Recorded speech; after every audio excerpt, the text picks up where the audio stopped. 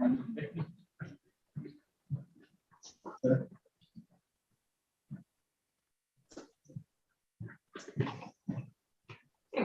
everyone. My name is Alberto Diaz-Calleros. I am the director of the Center for Latin American Studies here at Stanford University.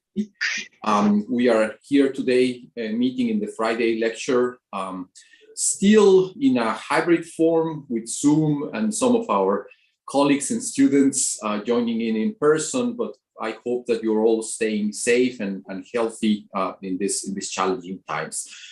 It is really a great pleasure to have today with us Dr. Terry Karl, one of the scholars that the center loves as an individual, and also somebody whose work we really deeply admire. Since this is a webinar, it is being live streamed on our class web page, the YouTube page. It will continue to be available once we have finished, so you can rewatch it as well as having a live stream. And there will be CC options available, closed captioning options available. Kindly submit any questions or comments you might have into the YouTube chat so that I will be able to relay those to Dr. Karl during the Q&A session.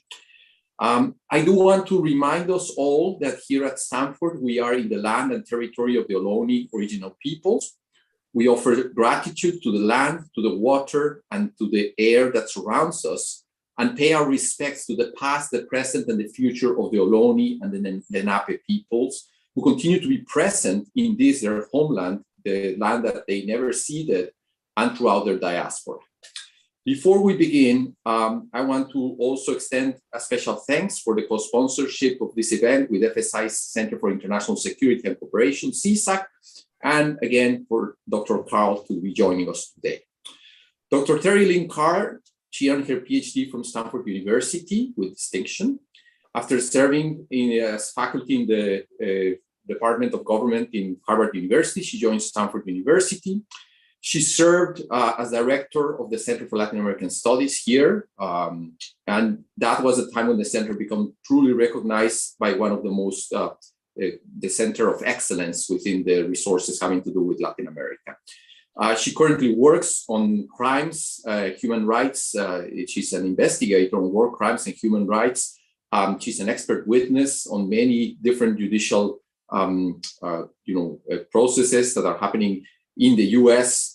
With the Department of Justice, Department of Homeland Security, War Crimes Division, but also in Spain, in El Salvador, in Colombia, and elsewhere.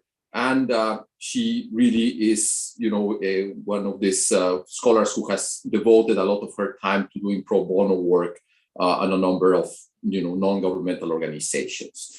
Her academic career, I cannot really go into detail to tell you how impactful and how important her work has been for those of you who are interested in issues of democratization, development, within the more specific questions of Latin America's oil curse, a long-term observer of the processes going on in a place like Venezuela. She has touched upon many areas beyond Latin America as a comparative politics scholar, and she has always been at the forefront of concerns having to do with inequality, with US foreign policy, the resolution of civil wars. So it is really a pleasure to have you here today with us in our class seminar to share with us some of your recent work related to human rights and war crimes in Central America. Thank you, Terry, for being here. Thank you, Alberto, for such a nice introduction. And let me just say, I'm having a little trouble with my other computer here, which has my talk on it.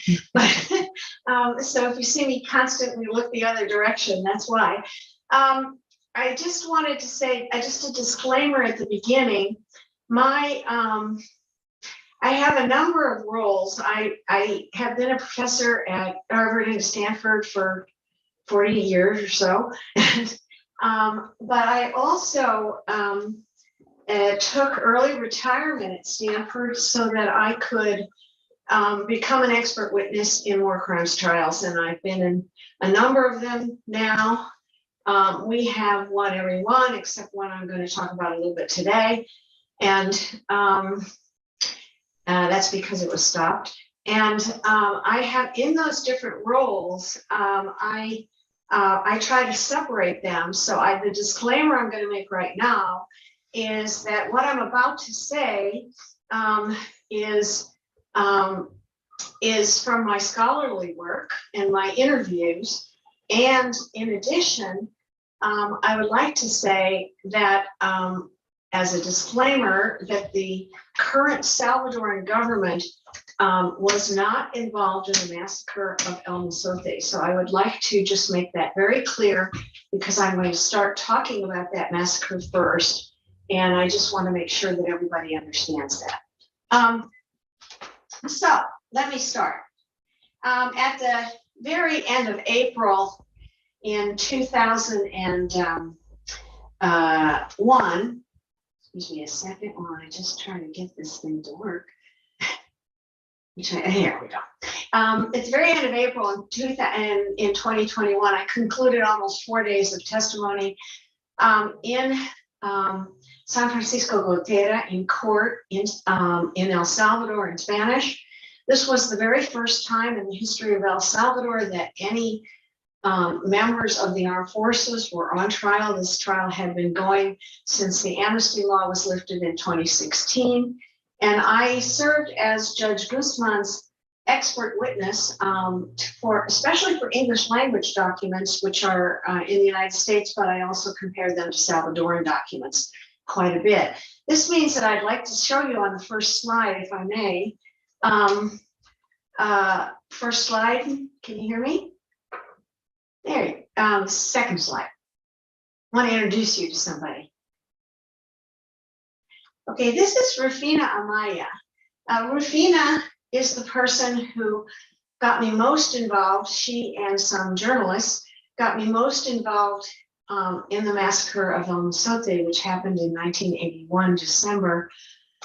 Rufina was believed at the time to be the sole survivor of this massacre. And she, I had an interview with her. It was extraordinarily moving. She is the first person to testify about this massacre and to give declarations about this massacre. This was a massacre of over 1,000 people, more than half of whom were children, and 553 to be exact, and I think that number is the one we're using in court. And I'd like to show you the next slide as well.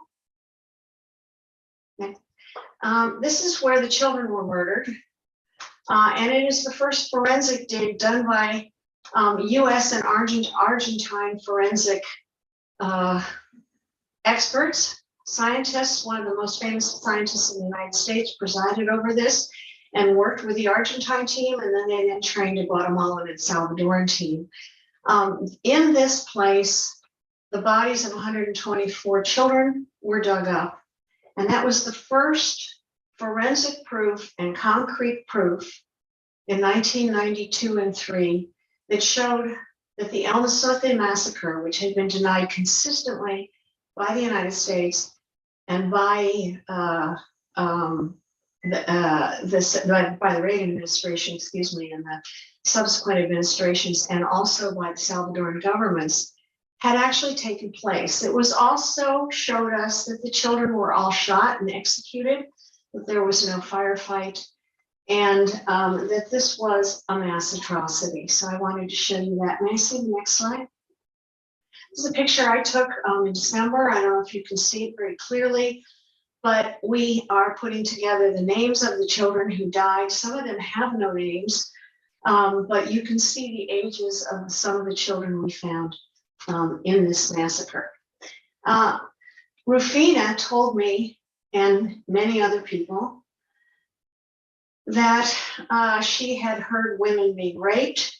She saw her husband being decapitated, that her children screamed for her before they were killed. And in the small town of El Mozote, whose population had been swelled by refugees fleeing the Salvadoran military, over 1,000 people, as I said, were murdered. Could I have the next slide, please? This is what El Mozote looked like after the massacre.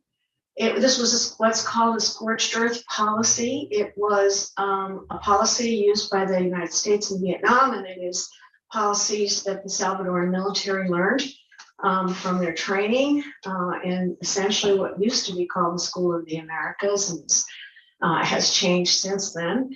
But this meant that you killed not only the people, the crops, you burned the houses, you killed the animals. This was to become a scorched earth in which it was to be uninhabitable. There's another slide I'd like to see as well on that one. This is a picture I took just now when I was there last.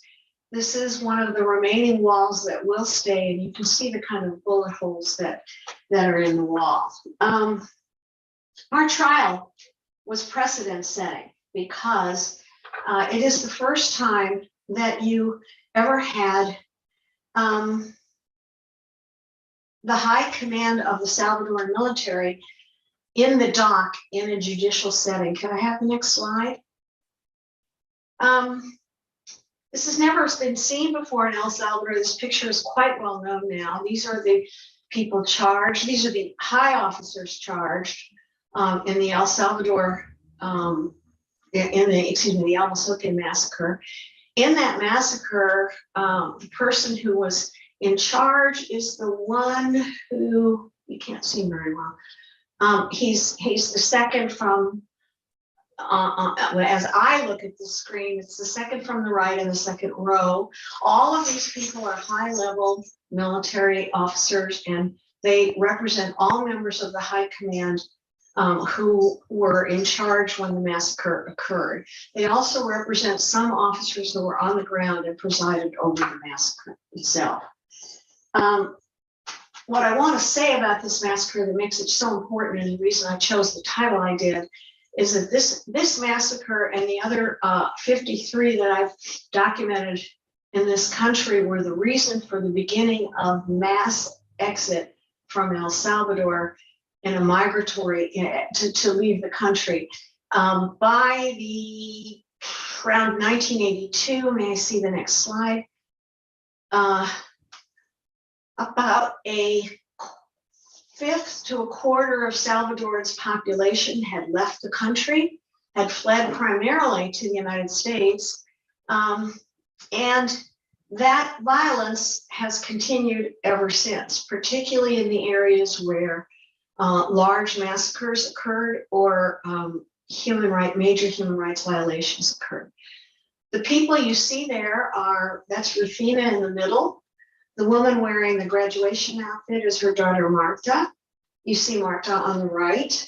Marta is Rufina's daughter, and when I talk about cycles of violence and migration, what's really important is that Marta, Rufina's daughter, Rufina's now dead, is as her daughter and her only surviving child, because she wasn't in the massacre of El Mozote at the time. Marta had to flee to the United States in 2018 because she had a threat to have her throat cut. So what I want to say is the cycles of violence and migration that have created such a crisis inside the United States and what to do with immigrants fleeing primarily what's called the Northern Triangle, which Salvador is part, those people keep coming and they will keep coming. And that's one of the key points I want to make today, is that these cycles are a continuation of the Salvadoran Civil War in a certain way, and I'll talk about that. But what they really show is that when you start something like this, it doesn't stop. And that's one of the key points I want to make today. The day after my expert testimony was given, I was supported by the U.S. Embassy in El Salvador, and I was also supported by the Supreme Court and the Constitutional Court of El Salvador. But the day after my testimony was finished, could I have the next slide? This is what happened. There was a coup, and there was what's called a judicial coup The magistrates of the Bukele government, who's president currently, were removed from the Supreme Court and from the Constitutional Court. And these were the magistrates and the judges who supported the end of impunity. They were removed on May 1st, and subsequently, a third of the judges were removed from El Salvador by the Bukele government, including the judge for the massacre of El Mozote. So right now, we had finished the investigative phase. My testimony was at the very end, and that trial is now stopped. There is a new judge appointed, but the new judge is part of Bukele's packing of the courts, and so we do not expect anything to happen anymore. Let me tell you the argument now that is linked to this massacre story that I've told you. First of all, I want to say that I think there's been a very poor understanding of Central American countries in particular. They have been categorized, including Honduras, El Salvador, and Guatemala, as democracies. That is, in my view, not correct. And those who wanted to see a wave of democracy kept using elections as the only indicator of democracy. In my view, and I wrote this a long time ago, Central American countries were what I labeled hybrid regimes, because they were not built on the rule of law, and they did not include any kind of separation of power. So that's the first point I want to just make clear. Let's be very careful about how we define democracy, because elections are not democracy in and by themselves. The second point I want to make is about the Civil War and its aftermath. And that is, the shadow of the Civil War in El Salvador hangs over El Salvador today, and it is very responsible for what is happening today. The fact of the Civil War itself, as you will see, is very key. The third point I want to make is that the party system really never functioned well in El Salvador. As I said, it was a hybrid democracy. Both parties grew out of armed organizations that fought the Civil War. And this meant that their ability to deal with each other, to make agreements, etc., was virtually nil. And it left a party system that could not strengthen state institutions so that hybrid regimes could change and grow into more important or more defined democracies. And that laid the basis for what I call the creeping authoritarian rule of President Bukele. That's a phrase in Nancy Bermeo's, by the way. And finally, because of the failure of the party system and certain very poor policies on the part of the United States that exacerbated these problems, the migration has become absolutely central to Salvadoran reality. And Salvadorans are the second greatest group of Spanish-speaking immigrants in the United States. They come here seeking protection. Many of them, they have choices that are excruciating. Whether to leave the region they live in, whether to leave their country because of the violence that goes there. And as difficult as it is to say this, after the euphoria of the 1992 peace agreements in El Salvador, what we see now is essentially authoritarian rule.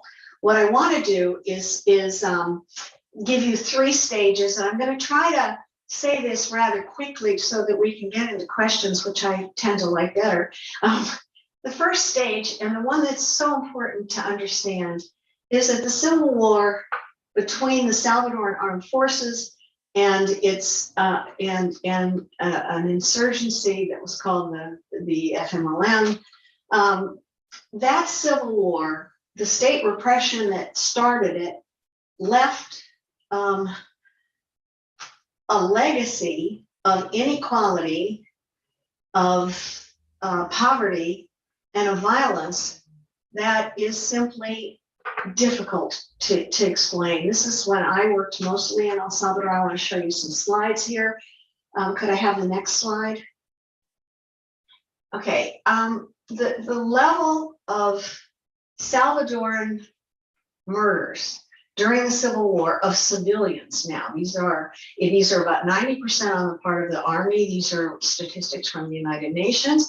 This is a graph I use when I testify in court because people don't understand the Salvadoran Civil War, and those who do, for example, some of my trials have been in Florida, they understand Argentina and Chile, which are the other two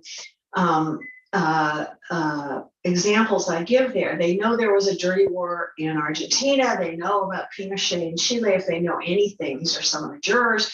But what they don't know is anything about Central America. And so this is a way for me to explain how great the civilians' murders were, how many atrocities there were in El Salvador. Could I have the next slide, please?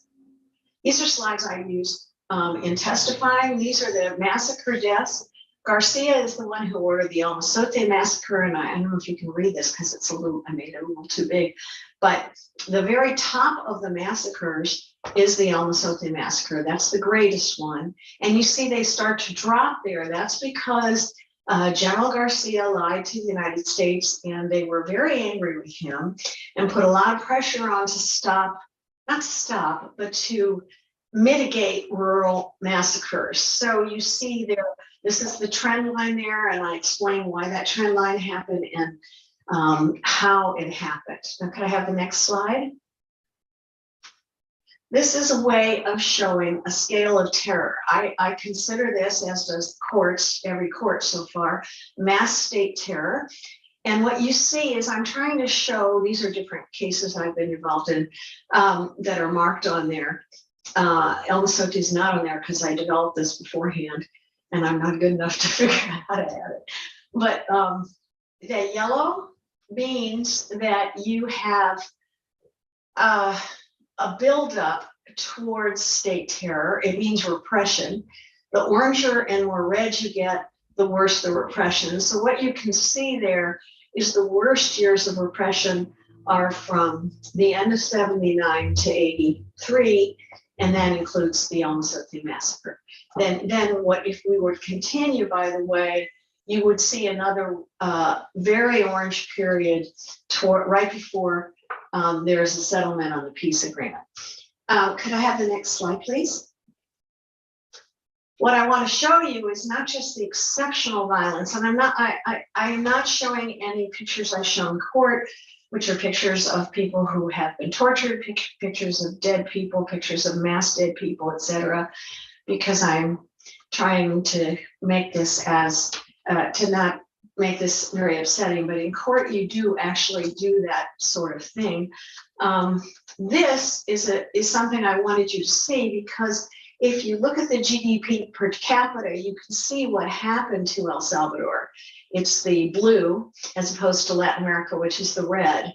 It absolutely destroyed the economy, which had to be rebuilt afterwards. Now that means that you have huge amounts of violence, huge amounts of economic problems. And if I could have the next slide, the result is this. Now, what's really important in this from 1960 to 2016, this is out migration from El Salvador to the United States.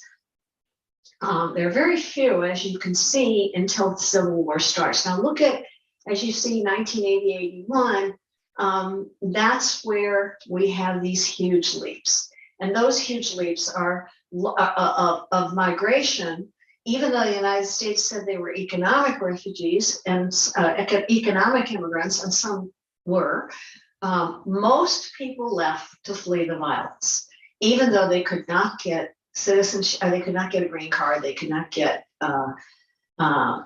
any legal status at the beginning, because the United States supported the military actions against the El Salvadoran armed forces at this moment, and the El Salvadoran government was against the insurgency now. So that means that This is a Cold War period. You see that first leap. Now, what happens after that, I want you to try to remember this slide because it just keeps going up, and it will.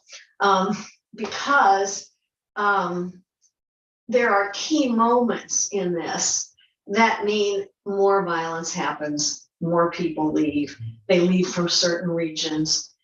They leave for poverty reasons as well.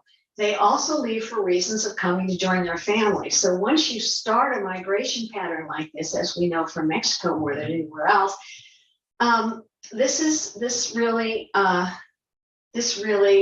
means that you're going to continue it because people are going to come to for family reunification for all kinds of reasons. In the case of Central America, however, the violence cycle feeds this. The violence, poverty, migration cycle is a very, very important one. Could I have the next slide, please? I want to show you some poverty rates in El Salvador. And what's important about this, because this really gets me to the party system as well. What this means is not only did you have that huge dip that occurred during the Civil War in terms of the GDP itself, but poverty rates have never fully been addressed in El Salvador. The big dip that you see at the end in 2013 is the first years through 2009 is the Arena Party, the party of the right, and the years from 2010 to 2013 is the beginning of FMLN. But this remains a pretty flat level. The only time it goes down in any significant way is under the last government of the last FMLN government of Sanchez Cerén.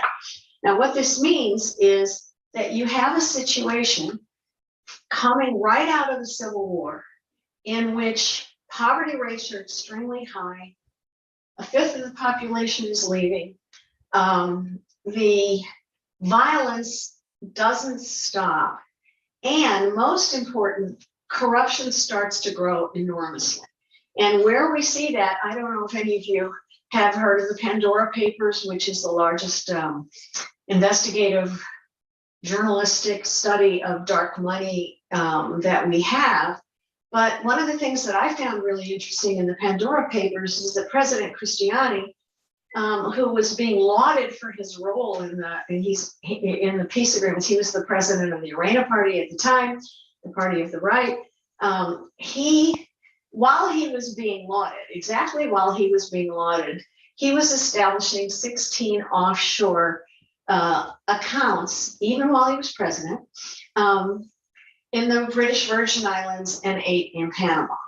There were 8 in the British Virgin Islands and 8 in Panama. That's right.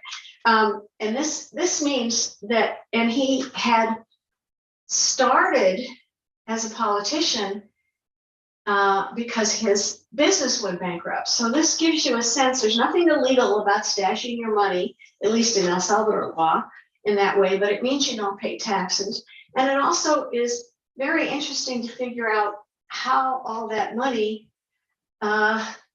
was acquired.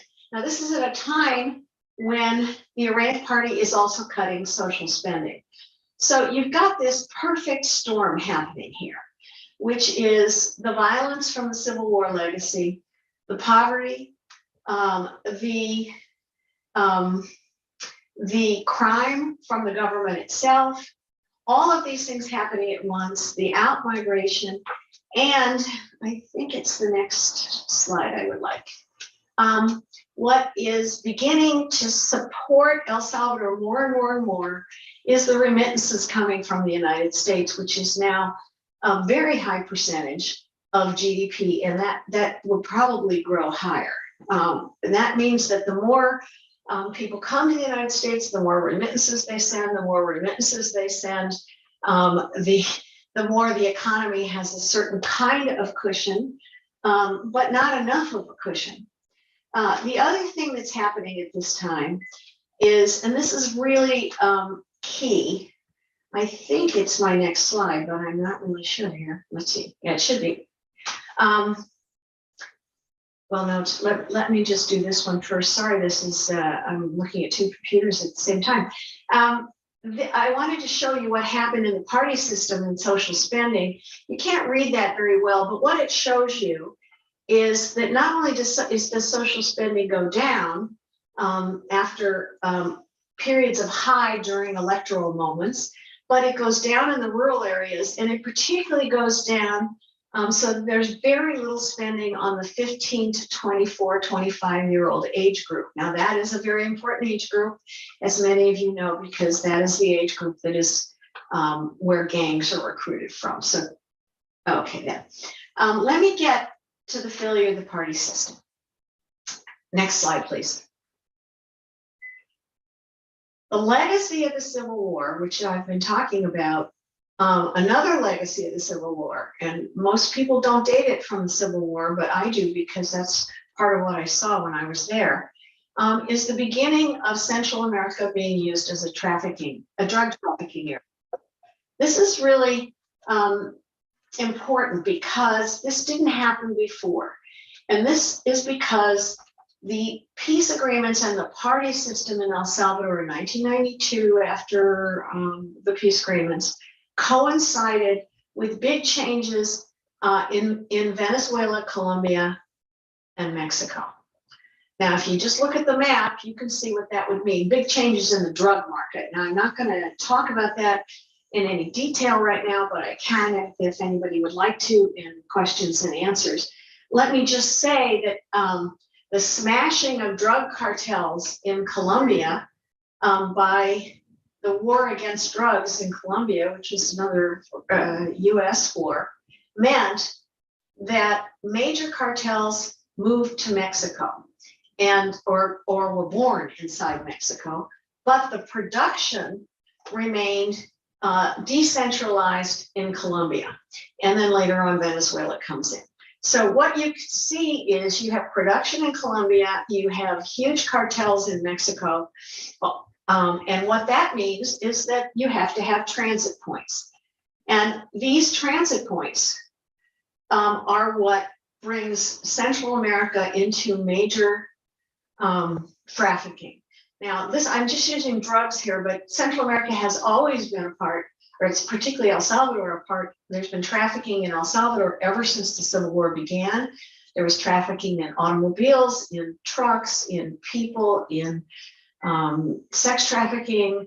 There were guns, et cetera, and now we've added drugs to the mix. So what is really important about that is that the size of the drug market, its different routes grow and grow and grow. Now, the routes that I knew during the Civil War were mostly sea routes and not land routes, and they involved they involved both the military and some of the founders of the Arena Party at the time. And that was where it also involved the Ilopango Airport, which was the airport of the Air Force.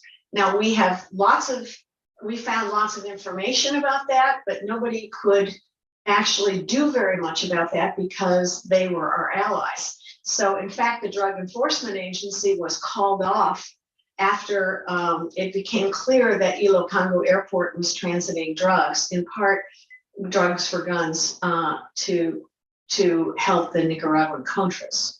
That's the Iran-Contra scandal, for those of you who are too young to remember it. So this is a perfect storm, if I can put it that way. It means that the party system has to deal with the acute problems of violence, poverty, drugs, criminality in the government itself at the highest levels during the Civil War.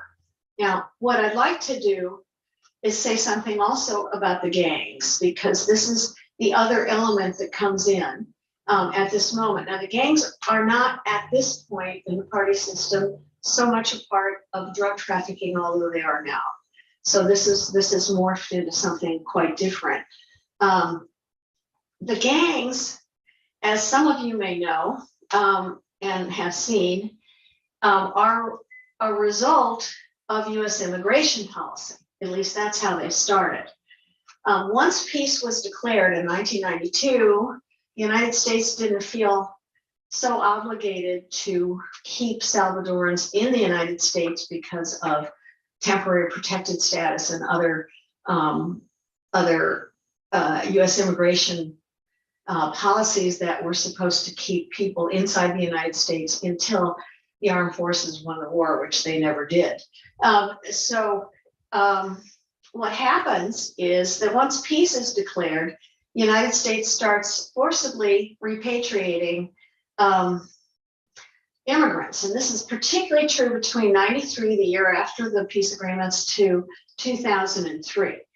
And out of, say, the first 130,000 immigrants that were repatriated, 43,000 had a criminal record and were members of gangs formed primarily in Los Angeles, the Marituchas and the 18th Street gangs, 18th Street also being in the East Coast. So these removals intensified then in 1996 because the United States passed the Illegal Immigrant Reform and Immigration Responsibility Act, which meant that if you could show that somebody was committing a crime or had a criminal record, they were up for removal to El Salvador. So what we did, what the immigration authorities did is they removed people after they had been caught and served a prison term in the United States. They were then deported to El Salvador. And these were mostly gang members. These gang members, however, two problems with this. First of all, US policy did not inform the Salvadoran government that they were shipping gang members. So there was no record of who went where. And finally, those gang members were able to go around the country but keep their links to the United States as well. And they were able to start and build cliques, they call them clicas, all over El Salvador, which means that El Salvador now has the largest percentage of gang members in Central America. But it's also important, as I said, that poverty fed this gang phenomena, because 2 out of every 3 youths in that 15 to 25 age group were underemployed. So they were kind of ripe for this. Could I have slide 16, please? Next slide. Yeah. So this is comparative violence in El Salvador. You can see El Salvador, Venezuela, Colombia, Mexico, and the United States. Mexico, by the way, I want to just make one comment about, would look differently if we could disaggregate between Southern Mexico and Northern Mexico. Southern Mexico shares many, and actually I found out just recently, probably most of the characteristics that I'm talking about Central America, and particularly El Salvador, although El Salvador is far worse, as you can see there. Now that means that this government that goes through the party system until the election of Bukele in 2019 has to deal with this extraordinary amount of violence, with poverty, with two parties that refuse to cooperate with each other. May sound familiar. And they adopt a strategy that I want to talk about, because this also fuels the violence in the gang wars, which is called mano duro. Mano duro means you hit hard with the military, the Salvadoran military and police, against the gangs. And mano duro means that you put many of them in prison in El Salvador under horrible conditions. And those conditions in turn mean that the gangs can unite, can grow, they can cooperate with each other when they're from different areas because they're all in prison together. So that it turns out that prisoners and putting people in prison actually helps the gangs grow, and it helps them organize, it helps them grow throughout the territory.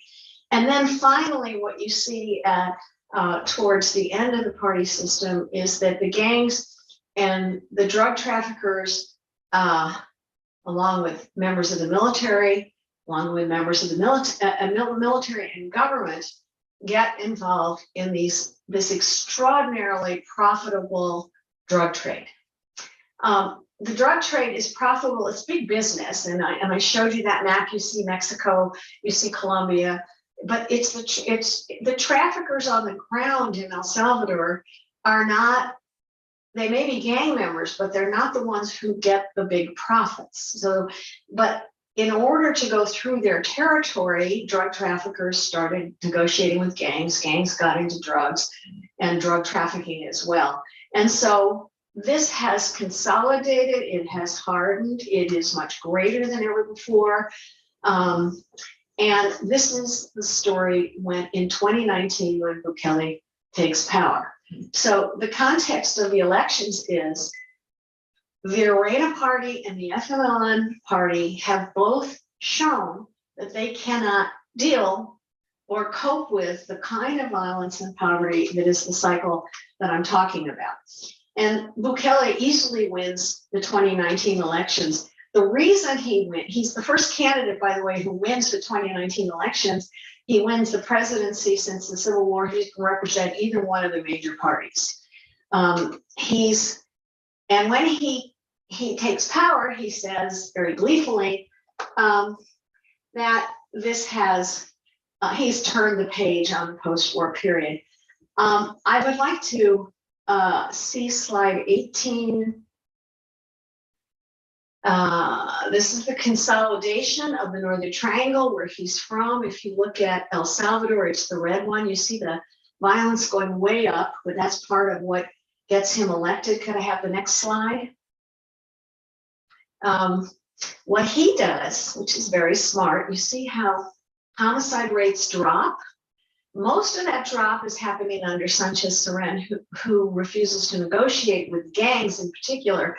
But in 2019, in a secret pact with Bukele, with the Bukele government, the major gang leaders negotiate a truce. They negotiate a pact with the Bukele government, and they say that they will support him as long as some of these other profits keep going through their territory and nobody's really looking at them.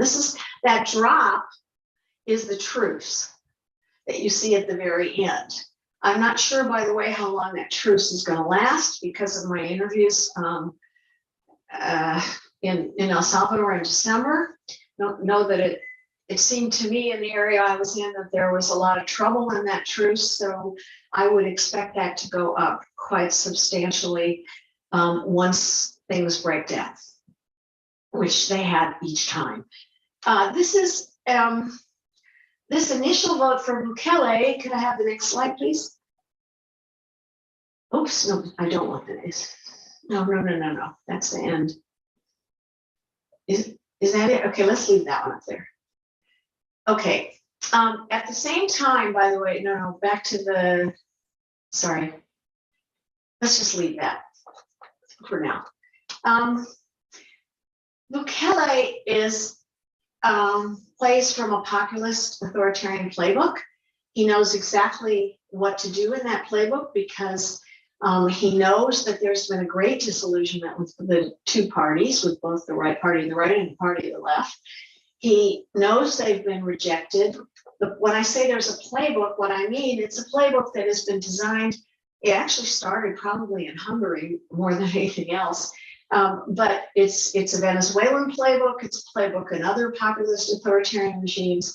And his advisors come from those regimes as well as from the Trump administration. So he understood, I think, very well how weak the Salvadoran institutions were, how weak the party system was. And he had an opportunity when he came in to either decide to strengthen some of these institutions or to move in an authoritarian direction. He said he was representing the hand of God and that he was more popular than Jesus, that he had an extraordinary popularity rate at the beginning.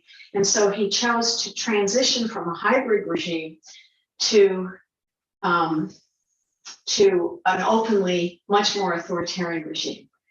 He does this, by the way, in a very intelligent way of combining certain kind of populist actions that are symbolic with much more important actions that are not symbolic. So for example, this is El Mozote. This is one of our forensic digs in El Mozote in the massacre.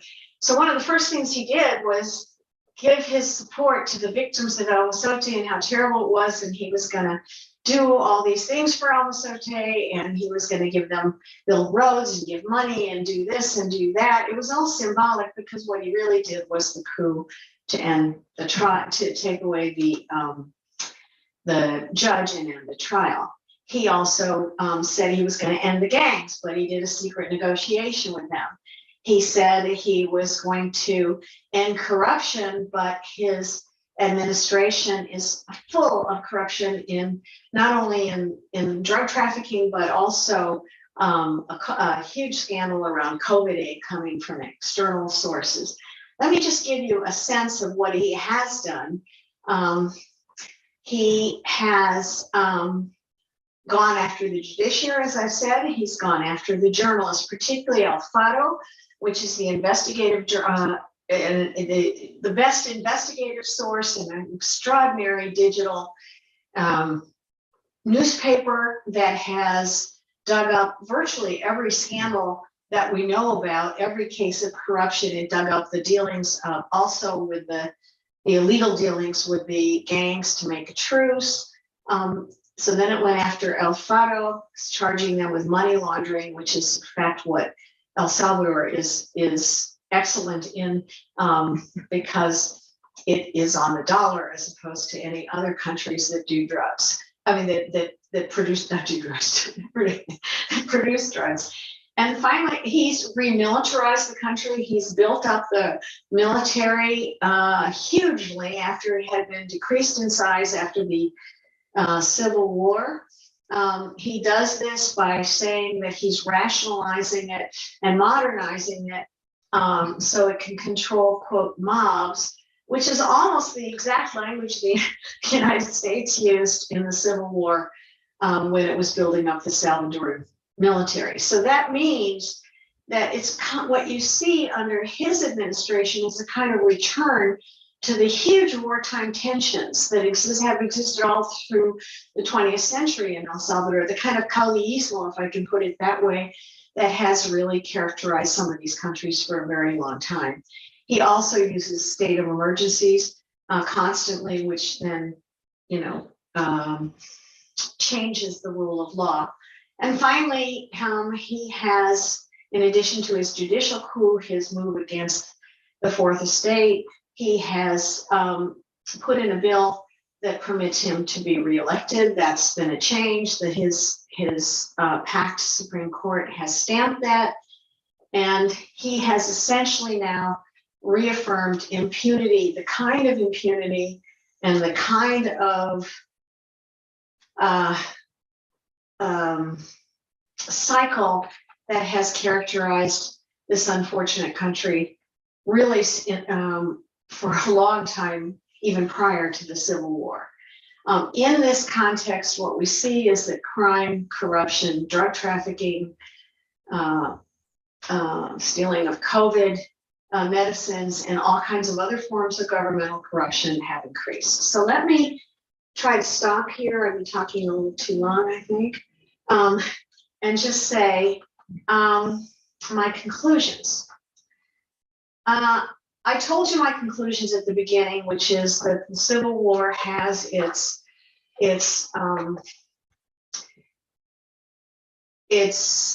claws in this country still. And I won't go over the conclusions that I just said, but I do want to say something much more heartening. And we have to go back to the PowerPoint for the heartening parts. So there's something, will we be able to do that, Elizabeth? Can we go back to the PowerPoint? Am I there? Yeah, there we go. Okay, we've made a lot of progress. And I want to say something about what Albert Hirschman always referred to as the Owl of Minerva The Owl of Minerva is the owl of wisdom, and it flies away at dawn. That means that just as you understand something, it turns into something else.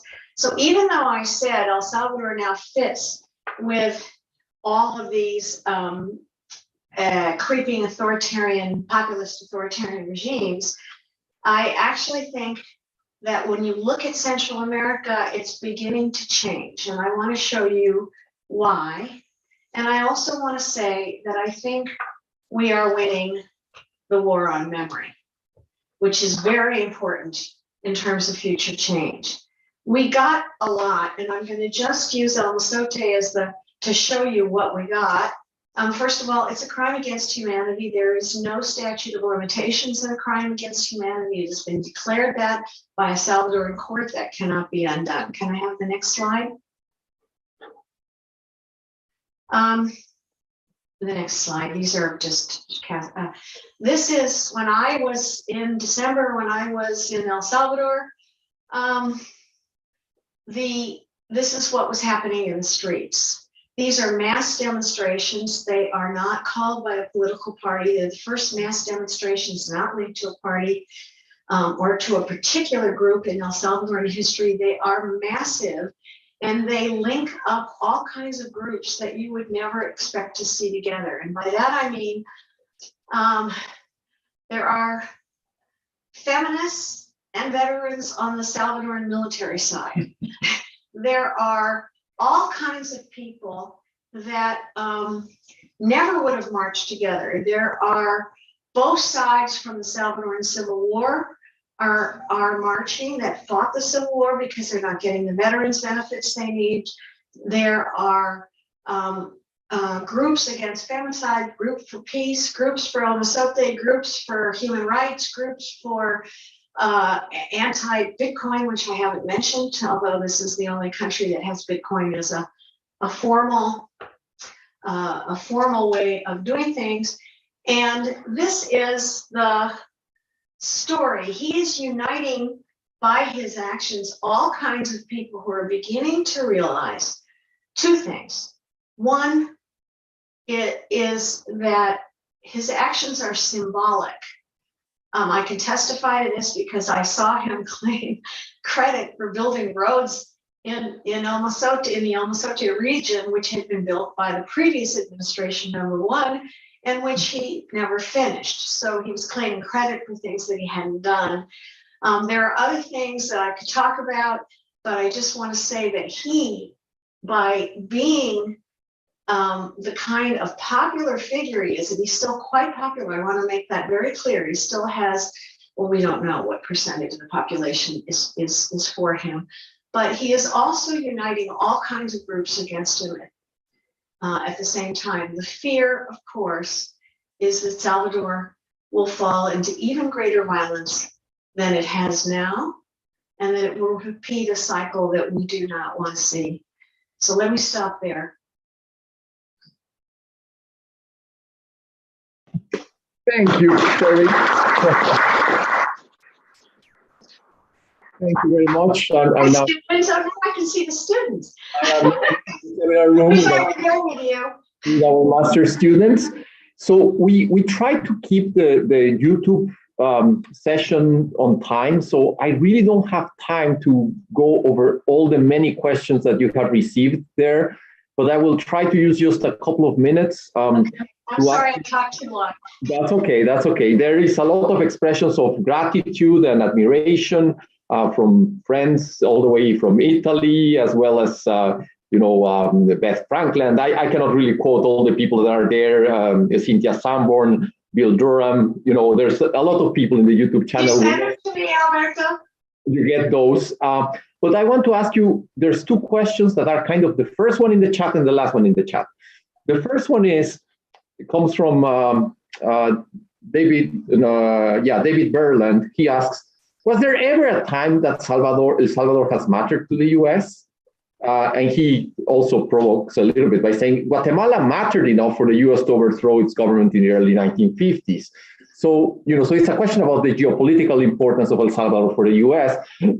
There's another question from Hector Hoyos, one of our colleagues, dear colleagues here, and he asks, he says, if the Northern Triangle countries are not democracies, can you tell us what they are?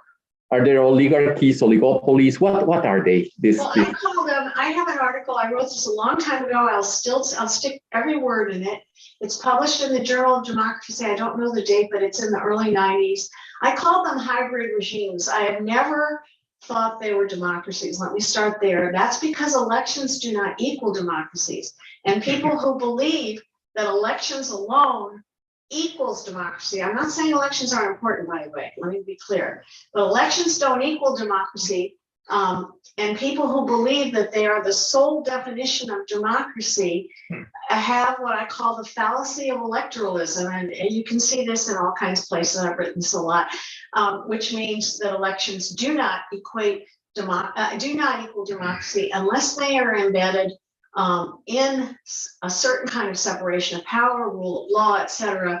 For those of you who are interested in this, Philippe Schmitter and I wrote an article called What Democracy Is and Is Not. It's kind of everywhere. And what I think is that El Salvador never mattered as El Salvador for the Civil War. It mattered in the Cold War to the United States. And I don't know if you remember, but well, many you can't, you're too young. Ronald Reagan said he was going to draw the line in El Salvador, that he was going to stop communism from advancing to Florida or Texas. And that is the reason he gave for getting involved in the Salvador Civil War and for choosing the military. And it was a very murderous military. It was known at the time. It's completely clear. It was clear from the beginning. It's even clearer at the end. To draw the line against communism. What really happened was to try and start to get over the trauma of Vietnam, the sense that the United States shouldn't be intervening in every conflict, and should, in fact, to get over that huge sense that we didn't want to do that anymore, the United States. The people certainly didn't. The most important thing about the Salvadoran Civil War is that there was never popular support for the United States, within the United States, ever, to get involved in El Salvador, ever. And what it meant, though, was it gave both the military of the United States and the government the chance to overcome what they called the Vietnam syndrome and get into this endless war policy, which has gone from El Salvador to Afghanistan to Iraq and many of the same people have gone too, by the way. So no, as a country, I don't think it mattered very much. As a symbol of communism, it mattered, and now it matters very much because of the huge outmigration from particularly from the northern regions. So I'm kind of combining two things here. The reason we got involved in Central America was to, quote, build democracies. We could not build democracies because democracies can't be built by outsiders. They really have to be built by people inside those countries. And that's why I wrote the hybrid regimes. That's why I never thought they had a democracy. The Northern Triangle countries are not democracies. I would consider each one of them is somewhat different now, and we will see how they evolve. But right now, I think El Salvador is what I would call a populist authoritarian government for all the reasons I gave. Honduras has just had an election. It's trying to change. There's so many criminal elements in there. I don't envy that president at all who wants to get over the 2009 coup in Honduras. Guatemala has just formed a party that mimics the party in El Salvador, the Nuevas Ideas of Bukele. So I don't know what we're going to see yet, but what I can tell you is this is a crucial moment of transition. Thank you, Terry. Thank you very much for that weaving to this incredible answer to both questions. But we unfortunately have to stop the YouTube segment of our broadcast. I do want to thank again those of you who came into the conversation there. We will send the rest of the questions to Dr. Karl to make sure she gets to know about them. And I also again, there was again more chat going on with admiration and congratulations. And one particular person said that he or she thanks you for having started with Rufina and having ended with hope. So I do want to remind people that we continue having our class seminars in this hybrid format. Next week, we will be putting the spotlight on El Salvador again with a joint event with the class at Berkeley and us on gangs in El Salvador with Carlos Schmidt Padilla. So thank you very much for those of you who joined us, and we will continue a little bit the conversation with you and our students, Terry, but that will be offline. Thank you so much. Could you send me the other things, and I will answer them later for those of you who sent questions in chats, okay?